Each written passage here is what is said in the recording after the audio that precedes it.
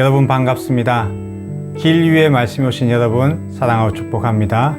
오늘도 말씀을 통해 힘을 얻는 귀한 하루가 되시길 원합니다. 오늘 말씀은 민수기 1장 47에서 54절입니다. 제가 봉독하겠습니다. 그러나 레위는 그들의 조상의 지파로 그 계수에 들지 아니하였으니 이는 여호와께서 모세에게 말씀하여 이르시되 너는 레위 지파만은 계수하지 말며 그들을 이스라엘 자손 계수 중에 넣지 말고 그들에게 정거의 성막과 그 모든 기구와 그 모든 부속품을 관리하게 하라.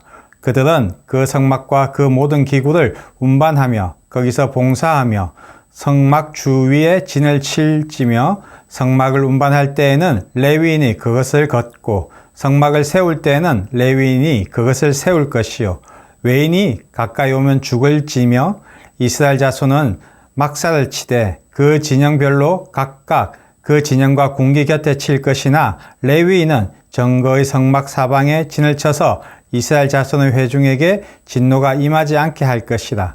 레위인은 정거의 성막에 대한 책임을 지킬지니라 하셨습니다. 이스라엘 자손이 그대로 행하되 여호와께서 모세에게 명하신 대로 행하였더라. 아멘. 오늘은 여러분께 질문 하나 드려볼게요. 여러분은 하나님께 택함을 받았다고 믿으십니까? 아멘 하시는 분도 계실 거고, 글쎄요 저는 그냥 평범한 성도인데요 하시는 분도 계실 겁니다. 그런데 성경을 보면 하나님께서 이스라엘 백성 중에서도 특별히 레위 지파를 택하셨다고 합니다. 그렇다면 왜 레위 지파였을까요? 그리고 오늘 사는 우리는 어떤 택함을 받은 자들일까요? 오늘 이 말씀을 통해 함께 고민 한번 해보려고 합니다. 민수기 1장을 보면 하나님이 각 레위 지파의 인구 조사를 하라고 하십니다. 군대를 조직하기 위해서였죠. 그런데 이상한 게 있어요.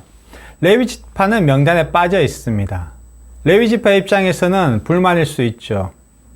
아니 이게 뭐죠? 하나님 우리도 조사해 주세요 라고 말할 것 같은데 하나님은 단호하게 너희는 따로 있어라 라고 하십니다. 왜일까요? 하나님은 세상의 방식이 아니라 하나님의 방식으로 나라를 다스린다는 것을 보여주신 것입니다. 보통 나라의 힘은 뭘로 결정되죠? 군사력, 경제력 아닙니까? 그런데 하나님은 전쟁을 잘하는 군대보다 하나님의 임재를 지키는 자들이 더 중요하다고 말씀하십니다. 우리가 세상에서 볼 때 레위 지파는 힘도 없고 가진 것도 없고 연약한 자들처럼 보일 수 있습니다. 하지만 하나님께서는 그들을 가장 중요한 자리로 부르셨습니다. 여러분도 혹시 이렇게 생각할 수 있어요. 나는 평범한 사람인데 나 같은 사람이 뭘 특별해? 그런데 성경은 우리를 뭐라고 부르냐면요. 너희는 택하신 족속이요 왕같은 제사장들이요 라고 부르고 있습니다. 왕같은 제사장이란 말은 왕이면서도 제사장이라는 얘기죠. 이처럼 하나님은 여러분을 왕이며 제사장으로 특별히 부르신 것입니다. 그러니까 여러분은 평범한 사람이 아닙니다. 여러분은 하나님께 택함을 받은 자들입니다. 아멘이십니까? 그리고 레위인들은요, 다른 지파들처럼 땅을 기업으로 받지 못했습니다. 다른 지파들은 가나안에서 땅을 나누어 가졌지만 레위 지파는 하나님께서 이렇게 말씀하십니다. 나는 너희 기업이라.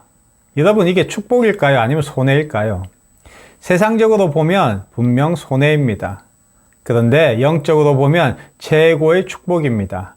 땅은 없어질 수도 있고 누군가에게 뺏길 수도 있지만 하나님은 영원하시기 때문입니다.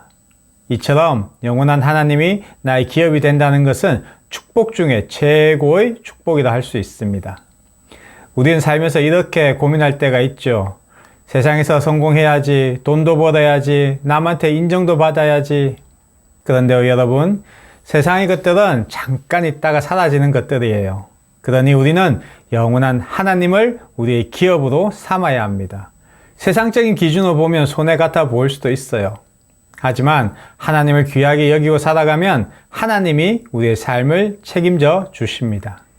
여러분은 세상보다 하나님을 더 귀하게 여기고 계십니까? 우리는 택함을 받은 자들입니다. 그러므로 세상의 가치를 따라가는 것이 아니라 하나님을 붙잡는 삶을 살아가야 합니다. 그리고 레위인들은 땅이 없었기에 하나님이 직접 먹이셨습니다. 11조와 성전의 예물을 통해 레위인들은 먹고 살 수 있었죠. 이걸 보면 우리도 이런 고민이 생길 수 있습니다. 하나님 뜻대로 살고 싶은데 내가 어떻게 먹고 살죠? 네, 맞습니다. 현실적인 고민이 될 수 있습니다. 하지만 예수님이 뭐라고 하셨냐면요. 너희는 먼저 그의 나라와 그 의를 구하라. 그러면 이 모든 것을 너희에게 더하시리라고 말씀하셨습니다. 여러분, 하나님이 우리보다 더 우리를 걱정하십니다. 그러니까 걱정하지 마세요. 하나님이 우리를 택하셨다면 그 택하심에 필요한 모든 것을 공급하십니다. 이것을 믿으시기 바랍니다. 이렇게 택해진 레위인들의 가장 중요한 역할은 뭐였을까요? 바로 성막을 맡고 하나님의 임재를 지키는 것입니다. 그럼 오늘날 우리에게 성막은 뭡니까? 바로 우리 자신입니다. 고린도 전서를 보면 너희는 하나님의 성전인 것과 하나님의 성령이 너희 안에 계시는 것을 알지 못하느냐라고 말하고 있잖아요. 여러분, 우리는 그냥 평범한 사람들이 아닙니다. 우리는 하나님의 임재를 담고 있는 성전입니다. 그러니까 우리의 말과 행동을 통해 하나님이 살아계심을 나타내는 것, 이게 바로 택함 받은 자들의 삶입니다.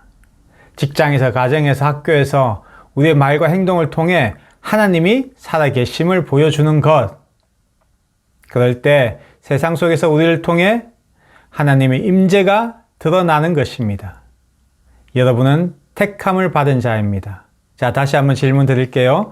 여러분은 그리스도인이십니까? 그렇다면 여러분은 하나님께 택함을 받은 자들입니다. 하나님이 여러분을 특별한 사람으로 선택하셨습니다.